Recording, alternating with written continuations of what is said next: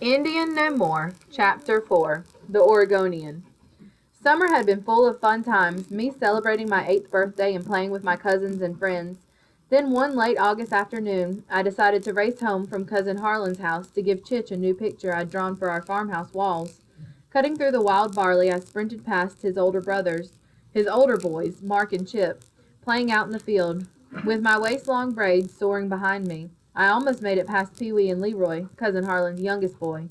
When Leroy pushed her toward me, Pee-wee punched Leroy hard in the shoulder, while I zigzagged to the side, leaving them behind. "Hey, Regina!" Leroy yelled as he grabbed his shoulder. "Where you going so fast?" "Home," I responded. Didn't glance back, just kept on going. I bolted inside the house, calling for Chitch, ready to show her my drawing. The front door slammed against the wall, something never allowed. I was almost into the next room before I noticed there'd been no reply. I stopped and listened. "Chitch?" A quiet sob whispered from the kitchen. I crept into the room, hugging my arms and picture tight to my brown plaid dress. The drawn kitchen curtains blocked most of the sunlight. Chitch sat at the scarred breakfast table, her wrinkled brown hands trembling, holding the Oregonian newspaper. I had never seen Chitch cry before. I held my breath. Somebody must have died, I thought. Could it be an accident at Daddy's logging camp? It wasn't uncommon for people to get hurt with chainsaws and fir trees crashing down. I finally breathed. "What's wrong?" Chitch looked up from the paper, her eyes red. Mine began to fill. "The president has just signed a bill from Congress saying that we're no longer Indian," Chitch said as she wiped her eyes with a dish rag. "We're no longer Indian?" I dropped my prized drawing. My mind raced, trying to understand.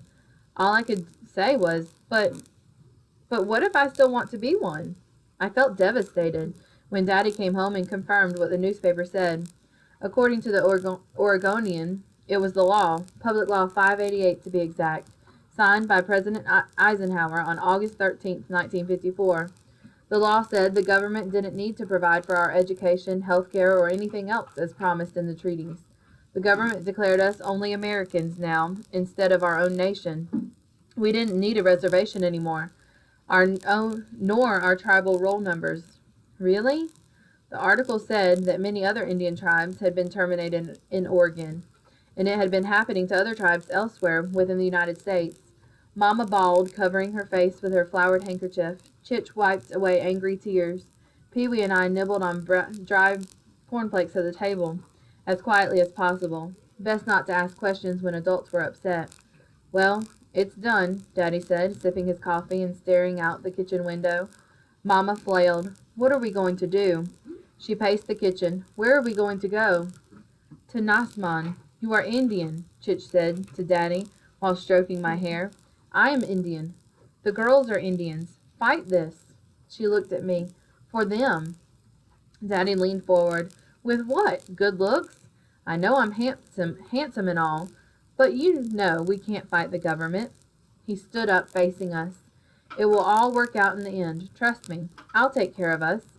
And then Daddy took it upon himself to change our lives forever.